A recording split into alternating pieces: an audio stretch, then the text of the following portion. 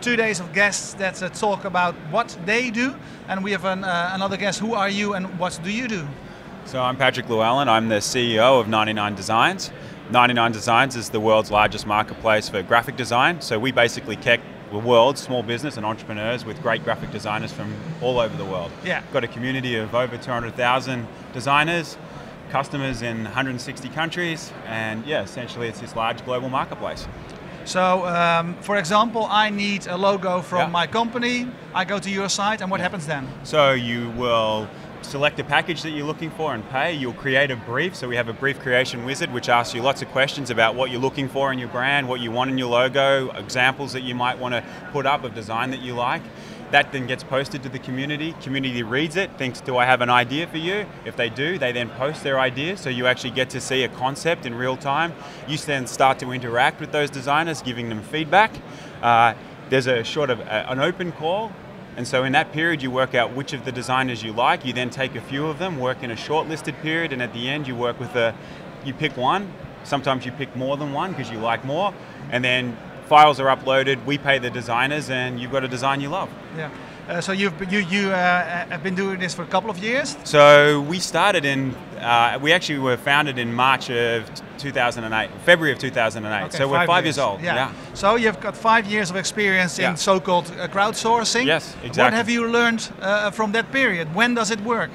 I think when it works best is, I think creative solutions are great on the crowd. I think things that are actually well-defined tasks work great in the crowd. You know, the nice thing about design is it's quite discrete typically, and we break projects up into discrete parts. So when it's a discrete problem that's not overly complex, I think crowdsourcing works fantastically well. I think also the real key is to have balance in your community. So we've always been lucky in the fact that our community grew organically. So for the first 3 years we were bootstrapped. We're an Australian company.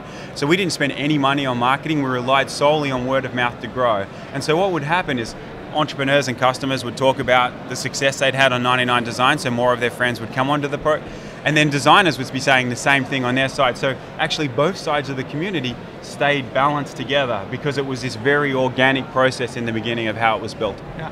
So what sort of an effort do you have to put in your community? How do you keep it a community? Or because communities is a sense of togetherness. Yeah. So in the early days, I don't think we were fantastic at this togetherness. In fact, the community created it themselves.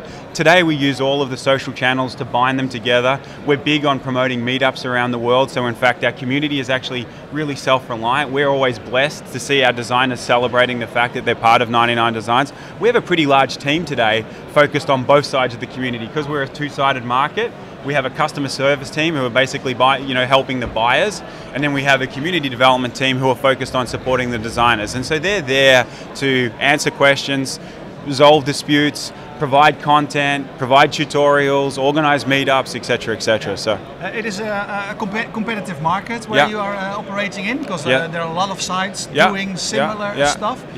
What do you do to keep ahead of the game? Well, I think one of the things that we're blessed with is being a marketplace. If you're the #1 marketplace, you start to get a natural advantage, right? Because we have more jobs, we attract more designers. We have more designers, we attract more jobs. So there is a virtual cycle to it, but you can't just rely on that. So we're investing heavily in our technology stack. We're constantly looking at ways in which we can improve our processes. We're also looking at building new tools, so new ways in which we connect designers and customers together. So, we've got a team of over 30 developers and UX designers in Melbourne, and their sole job is building out infrastructure, building out our technology to make sure that we do the best job we can. I think that is something that none of our competitors can match because we are the largest. The other thing that we're doing is constantly innovating on marketing. And so we moved to San Francisco in 2010. We now have quite a large marketing team there. We've got over 45 people there. And so those guys are really helping us continue to bring in new designers, new customers, and so that also gives us an advantage. In your industry, in your field, say, let me call it creative crowdsourcing. What are trends over there? What is happening right now? Because it's a fast-moving world we're in. So the trends that we're seeing is, I think we are seeing the rise of the solopreneur. The fact is that both designers are thinking about themselves as a freelance entity. Young designers are coming out of university and not necessarily thinking, I've got to go join an agency, I've got to go join a startup. They're saying, you know what? I want to be a master of my own domain, but I also want to be mobile. You know, the world's becoming flatter. You know, we used to dream about moving around, and a lot of us did, you know, backpack, do whatever. Well, these kids are now doing that, but also working in this global community, right? And so you can be a designer in Thailand, the Netherlands, you know, outback Australia, middle of the US, and still have access to this work, get paid, do that. And so I think what we're seeing is a rise of mobility and also this rise of independence. I think, you know, the fact is the European crisis, the economic crisis that we've all experienced globally has meant that people are like, you know what, I can't rely anymore on the government to give me a job or the large corporation to give me a job. I actually have to think about ways in which I can employ myself. So designers are definitely doing that. And then of course, on the flip side, we're seeing more and more small business owners and people making that leap, which is, I'm going to start my own thing, you know, and that's the exciting thing for us. Yeah. Yeah. So if you would start a company now, yeah. What could the company do? How could the company profit of the things you do? Not only your own platform, but there are other platforms as well. So what can you not outsource? What can you outsource? Well, I think you can outsource a lot today, you know, and I think the other thing that you can do today is do things in a really high quality way, but cheaply. You know, like AWS, Amazon is an extraordinary service. It's basically giving you, you know, enterprise grade infrastructure at a fraction of the cost when you're starting. So it's a great way of being able to build and automatically think global, you know, so you can actually build a platform that can sustain lots of users, but you don't have to pay for it up front. So I'm a big believer in all of the different cloud services. Obviously, you know, 99Designs is one way, so you can get started quickly. You know, the fact is within a couple of weeks you could have your logo, your website design, and you can have it up and you can be testing it. You know, I think also, you know, one of my key takeaways as an entrepreneur is don't wait, do. You know, this is the time to do, and it's so much easier. You can test now with basic page builders. You can have a concept or an idea and you can be using social media, using maybe some paid ads via Google, like doesn't cost a lot to test a few keywords. You can see whether what you think is a solution actually resonates with the audience you think you have, you know? Yeah. Okay, last question I ask everyone. Yeah. If there is one lesson you've learned well, with 99Design, for example, as an entrepreneur, that you would could give on to the next generation, what is your biggest lesson? What is your...